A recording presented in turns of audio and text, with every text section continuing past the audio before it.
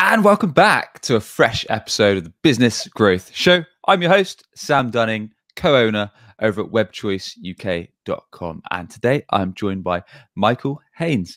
Michael is an SME business growth specialist. His focus and passion is empowering CEOs of service-based companies to acquire B2B clients and achieve the growth they seek through business innovation and sales. Michael, a very warm welcome to the show, sir. How's it going? I'm very well, thanks, Sam. Thanks for having me on the show. No worries, man. So looking forward to it. And we're going to be chatting through not one, but two low-cost and highly effective marketing strategies that every business needs to be implementing from today. So, Michael, let's not beat around the bush. Let's jump straight into it. What are these strategies and why do we need to be thinking about them?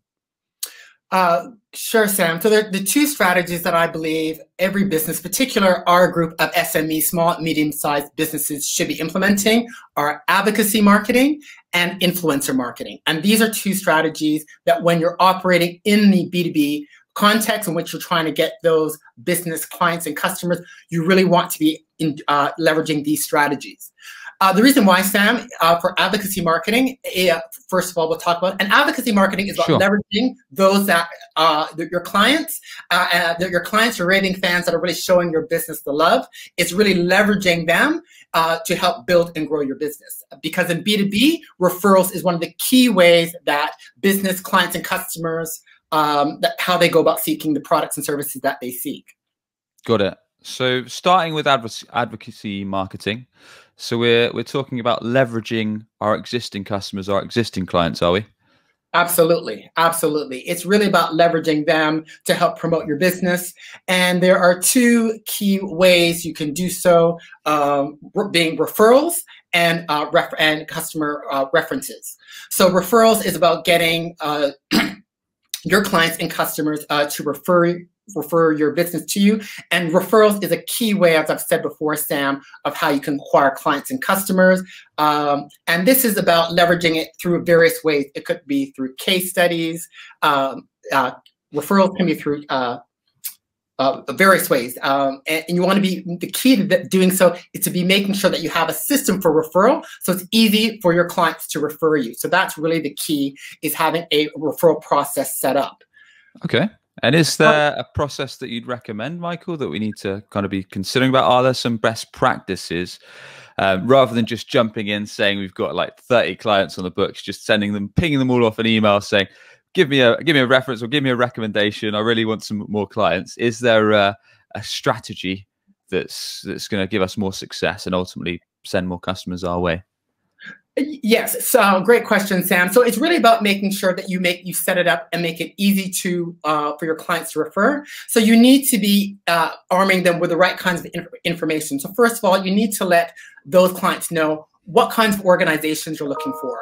What kinds of roles and titles are you looking for in the organization? So are you looking to reach out to CEOs, operations managers, what have you?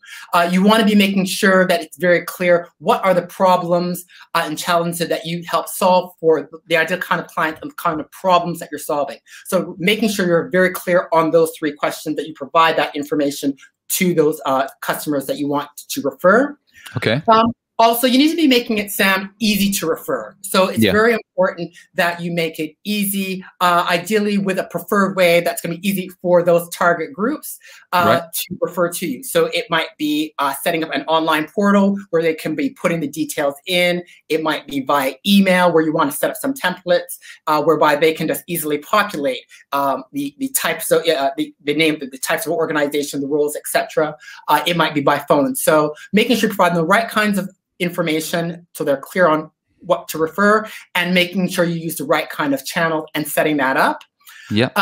Sam, as well, it's also very important that you also have a process for capturing those referrals and making sure that there's follow-up. So it's good to designate within your teams to have a designated person as a coordinator. So for example, with one of my clients, when we're working to set this up, we had a marketing coordinator who was designated as kind of that central point of contact to capture those referrals, making sure they were being fed off to the sales team, also feeding back to those who referred to you to say thanks for the referrals as well, and making sure that there's follow-up communication communications with those referees to making sure that the sales can do those initial contacts.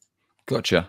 And is there a best time, Michael, when we need to actually ask for the referral itself? Is there a specific point in time when it's going to be most effective, rather than perhaps, or maybe it is when we've perhaps just engaged with a customer and we've just literally won their business, they've maybe signed the contract, made the deposit. Is that the time? Do we have to wait until we've delivered the job? Is it partway through? Is there an optimal time? Another great question, Sam. My recommendation has been that you want to, the time to act on to asking for referrals is at those points of delight. So within a project, if, for example, after you've hit a particular milestone. So again, using an example, one of my clients in an IT context, one particular client, they had a big transformation project, and it was after one of the second key milestones, because they were actually the second IT firm that had gone in with this organization. Right. It was after that second milestone was achieved that they went and asked for the referral. So picking at good junctures where you've delivered some good outcomes, so at some key milestones and possibly at the end of the conclusion of the project, those times where there are points of delight where you've kind of gotten some significant accomplishments, some progress, are good times to do so. I don't recommend, the day after you've just signed the contract and saying, hey, by the way, thanks for the work. Thanks for giving us a contract now. Who can you refer to? So it's really about, being quite timely and trying to find those, what I call the points of delight, where you've hit some significant milestones, are good times to try and reach out and ask for referrals. Yep, that makes sense. Okay, so hitting a point of delight, and then, like you mentioned, like you touched on, Michael, giving a clear idea of who, the type of business or the type of perhaps job title that you do want them to refer. Yes. And then, is that in the case of we need to kind of call them up and ask for them, or do you send them an email? Do we send them a LinkedIn message? Is there any strategies that you found most effective in terms of actually the literally ask and the channel that it's sent through?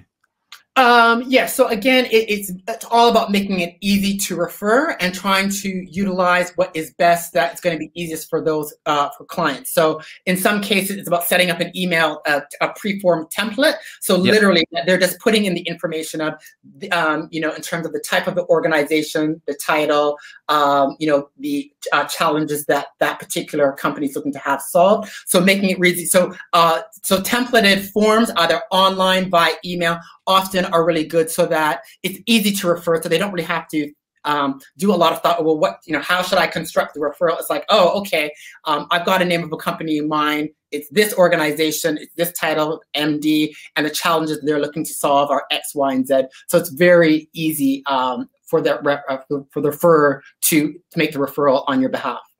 Got it. Yeah, just make it nice and easy. And how often should we be asking for referrals? Is it just a case of every time we do a project or every time we're delivering a product with that specific customer, once, like you say, they hit a point of delight, once we know they're happy, we've done a great job, then we ask, and we just make that a habit for each and every customer that we work with? We just put that into kind of our workflow as a system that we follow? Yes, I mean, you definitely want to be building that as a system to be identifying those points of delight. But you can also do it very on a softer level through your communications to your client and customer base, through your emails and newsletters, for example. To at the end, you can say, have like a PS at the end of, let's say, your monthly newsletter. If you are aware of other companies who are experiencing challenges in X, Y, and Z, and give them a call to action. Here's the call to action, here's the contact point. So leveraging some of the information, communication you have going out to your customer base is also a great way to be generating those referrals. And do you recommend, because I know some businesses, and we've done it in the past here at WebChoice, offer like some kind of kickback or commission or bonus? So for example, having a scheme whereby if you pass us a customer or you pass us a recommendation or an introduction, then we'll give you like a discount, or we'll give you a bonus, or we'll give you something off your next service. Or it's just the fact that we've delivered a really good service and we know they're happy. Is that enough to just say, please, can you intro someone you feel might be a good fit to help us out? Great question, Sam. So in terms of the whole advocacy program, because referrals are one, the second part is customer references as well. But you want to be providing incentive, but really incentives that are going to deliver value to those key customers, those advocates. And so as opposed to, yes, you could do financial, but far more now, business leaders, CEOs, they're really looking for added value to help build and grow their business. So if you can provide them opportunities, let's say, access to some of your executive forums and roundtables, opportunities perhaps to maybe come on board and have customer visits, joint workshops, free trials, co-creation of content. So you might be hosting a summit and they may have the opportunity as a customer that shows you love to be able to spotlight and be on your podcast or be on your in-person or virtual summit. So those kinds of value adds that are really going to be helping your clients really is a far more impactful way to kind of generate and provide rewards that's really going to build and grow your relationship and really further incentivize those advocates to really be the ambassadors for your company. Now, I guess it makes your business more profitable as well, because instead of giving a discount or a chunk off the price, you're giving them something that's actually going to be genuinely useful for them. And at the same time, you're not cutting a slice off the rate or giving them something free. You're looking to what might be genuinely valuable and add an extra layer to the service you're providing. So that makes sense. Okay. And so we've talked about kind of when to ask for referrals, how to do it, how to capture them. Is there a good way or a good practice, Michael, in terms of actually following those up? So perhaps once we've got the referral, to actually tackle it when we go to speak to the prospective customer that's been introed? Oh, yeah. Well, you definitely want to be making sure that you're managing and you have, like I said, a coordinator who's really managing. So, leveraging your CRM systems. And there are also some specific customer advocacy programs and softwares that you use so that you can be really managing those interactions that you're having with those referees to making sure that you're making those contacts and just trying to initiate those conversations. So having a central point of contact to be making sure that nurturing and that follow-up is occurring is quite important to make sure that those conversations and those interactions definitely take place. Sure. And is it just a case of kind of simple follow-up, just saying, look, thanks for the intro, popping them an email, giving them a call? There's nothing kind of more to it than that, nothing overcomplicated, and just tracking it in your CRM. Nothing apart from that we need to consider? Well, you definitely want to be tracking, but as always, when you're trying to do any form of, prospecting in a B2B context, where you can be really demonstrating how you're going to where you can add value in terms of by providing some insights, by providing what I call sense making. There's been a lot of what I call, Sam, content vomit in the last year, where people have just been spewing out lots of white papers and so forth. So senior leaders really now are looking for navigation of making sense of all of this content that they're getting from all the experts. So where you can, as part of that outreach to get those conversations, where you can provide some insight, some sense making as to, did you know this is what's happening in your industry, or these are the kinds of things, here are 2 or 3 ways we may be able to help you. That's really going to be helping in getting those conversations and really progressing the engagement with those referrals that you've been given. Gotcha. That would make sense. So with these things all in mind, is there anything else that we need to consider on the references, on the referral side of things? Do we need to think about asking for testimonials and those kind of case studies as well before we jump into the next part of this? Yeah, so yes, customer references is another component of your advocacy program, and that can be things like case studies. That can be things such as testimonials. It could be the opportunity for utilizing current clients that prospects can actually call to find out, well, what was it like to work with Sam? So really leveraging those as part of your reference program. And all of those, Sam, should be very much defined based on your target customers that you're going after. What do activities they undertake as part of their buying decision process? So if they like to talk to previous clients, then that should be part of your reference program. If it's case studies, video testimonials, then that should be the components you're building into those into your reference programs. Customer visits. So really making it aligned to how your target buyers like to buy. That will really should define what your customer reference program is all about. Got it. And I don't want to spend too much time on it. In terms of actually asking for a reference or testimonial or case study, is it much the same as asking for a referral introduction? We just wait for perhaps another time. Perhaps we've delighted them early in the project, and then we've perhaps come later on to delivery, and we know they're really happy because we've got everything implemented well. And then we say, look, could you perhaps give us a testimonial, or could we do a little Zoom interview with yourself? Any best practices in terms of kind of key questions that we should be asking that you found have been really effective with your own customers or your own clients in terms of their testimonials? I.e., if you ask XYZ, we know it's going to be a good reference, rather than them just saying, look, Michael did a really good job. Yeah, great. So with respect to testimonials, you really want to really try to have them demonstrate what was the experience it was like to work with you as a service provider, and also start and giving and showing that transformation. So what was the situation? Where were you at before started working with you, Sam? What was the situation? What were our problems or challenges? How did you help us make that transformation? So what activities were undertaken to take us from where you want to go from A to B? Let's say it's increasing client spend. So where were you at before? What were some of the activities that were undertaken by that service provider? What was it like, and what was the outcome? So really taking them on that journey of before, what was undertaken, and what was the outcome, and then maybe a little bit about the experience of the engagement, are really the components of what should go into a testimonial. Gotcha. So kind of before, during, after. So it gives you a full snapshot of kind of the problem they had, how you helped them overcome it, and I guess what life's like now. Yes, and where you can demonstrate, what was the impact, and the more you can quantify that, increase customer spend, increase market share, profitability, where you can quantify that is all the better and even stronger. But it's really demonstrating that transformation and that impact. And that same would apply if it's a customer call where they want to speak to one of your clients to understand the experience of working with you. Same principles apply. Good stuff. All right, so that's advocacy marketing. Moving on to number 2 of the strategies, we've got micro-influencer marketing. So tell us a bit more about that, Michael. What does that actually mean? Let's break it down a bit. Sure, Sam. So when we're talking about micro-influencer marketing, not talking about the Kim Kardashians, famous people, we're talking about within your in your world. So, if you're in the biotech space, whatever industry you're in, it's really about identifying the go-tos within your industry, and the go-tos where your target buyers, so target decision makers.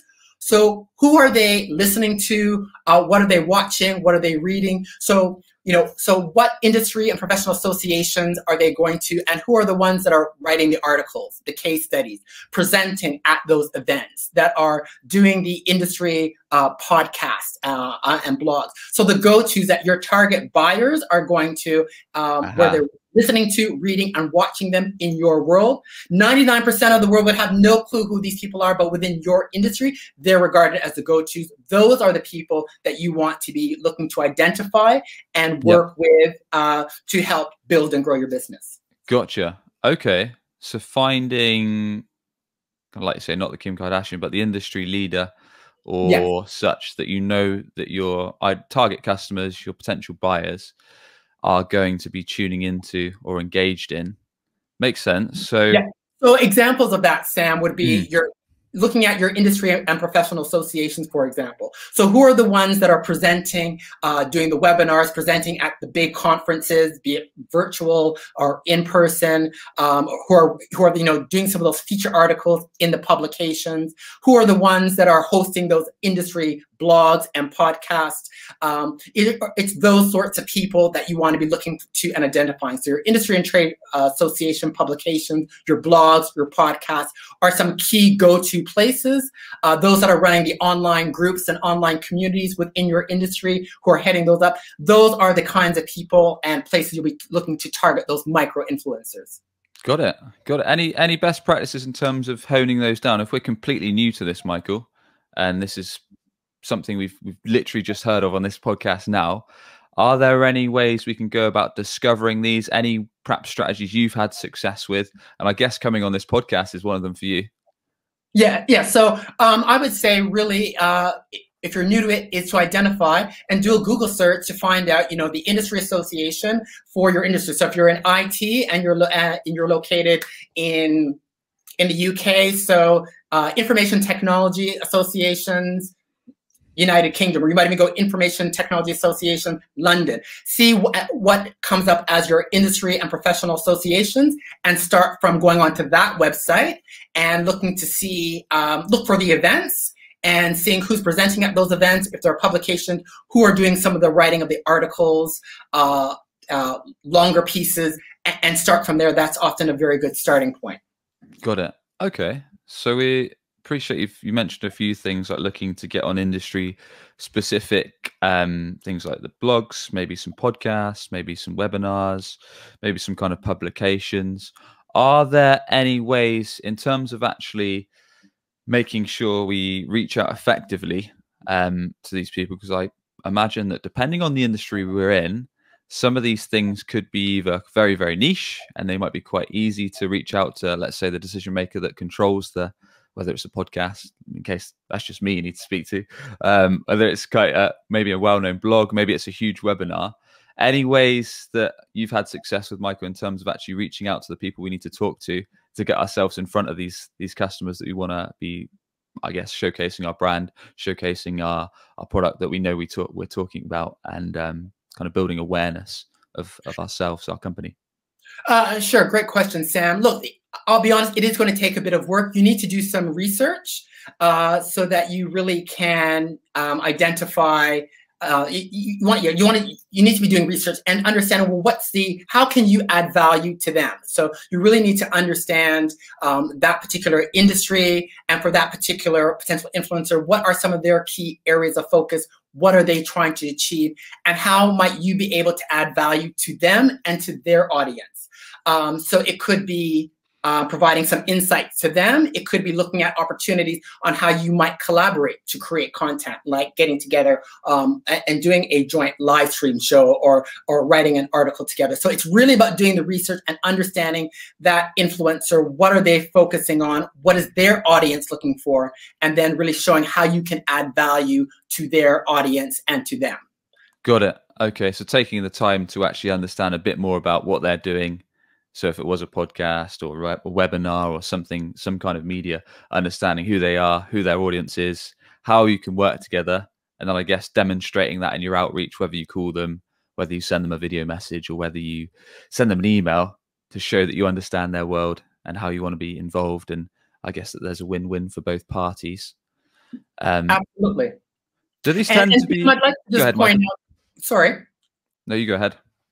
Sam, I wanted to point just a couple of things. When we're talking with micro influencers, they're very much open and looking and keen to collaborate, where there can be a mutual win-win situation. Because again, this is talking about micro influencers. So we're talking about, often it's very niche within your industry. This is not, like I said, dealing with the Kardashians of the world. So when you're talking about subject matter specialists, very niche, they're very open and keen to working with others to help mutually deliver value to their audiences, to mutually gain additional exposure. So they're quite open and willing to work together, but you really have to demonstrate how you're going to be able to add value to them.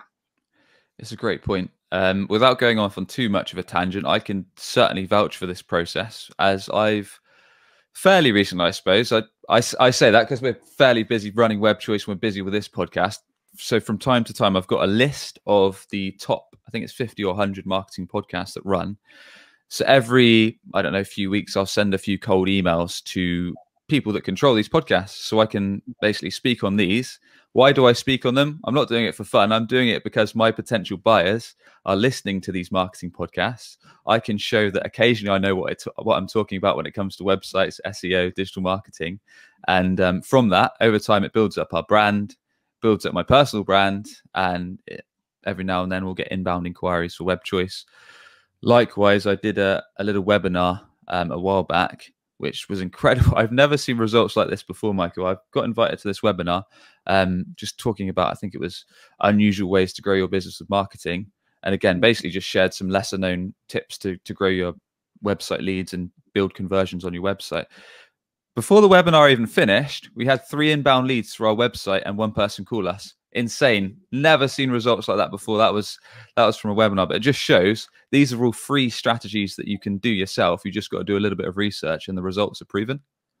Yes, and you're absolutely right, Sam, because right now, business growth, trying to build your business and understanding what are the roadmaps, what are the options and ways of doing so is something that lots of business owners and leaders, senior managers are looking for. So when you can give some really innovative, some really effective ways of how to take action and demonstrate that through your content, through whatever forms, that's really going to resonate when you can help show what's the roadmap, what's the pathway for them to achieve their objectives. It's very impactful, because that's really what leaders are looking for now, is what's the roadmap, what's the way forward in this uncertain new norm that we're now in.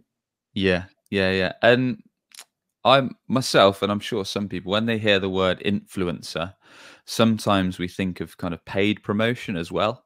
So I know with the likes of Instagram, you've got quite a lot of influencers that are perhaps doing paid things for certain products and services, whereby they'll get some kind of monetary reward for promoting something. But all these strategies we've talked about now, Michael, are they free in the sense that all you've got to invest is your time in terms of the research and connecting with the right accreditation or blog or podcast or webinar, and then spending your time to give that value when you do engage? So they all generally free of charge from your experience, or some of them paid for activities? So great question, Sam. And again, this is B2B. And so very much it is about free. And I'm putting free in air quotes, because it is really showing about how you're going to really co-create to deliver value, to deliver business value. So no, it's not about making monetary outcomes, but it's really about how are you going to really help that influencer, who could be, a journalist, podcaster, someone in association, how you're going to help them and their audiences achieve their commercial objectives. So it's all about really delivering really tangible commercial value that's going to be actionable. So no, there's not necessarily the monetary investment, but you really have to invest that time and effort and really looking at how you can mutually co-create, innovate, and deliver value for that influencer and their target audience. Got it. Well, this has been incredibly valuable, Michael, especially this micro-influencer part. So there's a lot of great takeaways here. Just before we wrap up, are there any further additions that myself, everyone tuning in, needs to consider before we get stuck into asking our customers for recommendations, referrals, and then start hitting up micro-influencers in our industry where our customers are going to be hanging out? Sure. The one key point that underpins all of both your advocacy, influencer strategy, and any ultimately B2B strategies that you want to be doing is that you must be buyer driven. You must identify who are the target decision makers for your product and service category within your industry, and really understand who they are, what's important to them, and how they buy. So do that listening, gain that understanding, and that will give you the basis for how you do your advocacy marketing, your micro-influencer strategies, and other strategies to drive growth within your business in a B2B context. Awesome. And on that note, Michael, please do tell us more about how we can learn from you, how we can connect with you, and the best way to get in touch with your good self, sir. Sure. So the best way to contact me, contact me is two ways. One, I'm very active on LinkedIn, so you can look me up on LinkedIn. But really for all things B2B, about how to use business innovation, sales to be buyer driven to drive growth, go to my website, listeninnovategrow.com, where you'll find a whole raft of articles, videos, testimonials, as well as an overview of some of the services that my company provides. So listeninnovategrow.com. Brilliant stuff. And we'll put all of those links over on the show notes at businessgrowth.marketing. I want to thank you once again for coming on, Michael. Really enjoyed it. Thanks for having me, Sam. It's been a pleasure. No worries. And if you enjoyed the show, be sure to hit subscribe to Business Growth Show, wherever the heck you get your podcast from. We interview business leaders each and every week to provide actionable marketing tips to help grow your business and grow your revenue. And with that, we'll catch you on the next episode.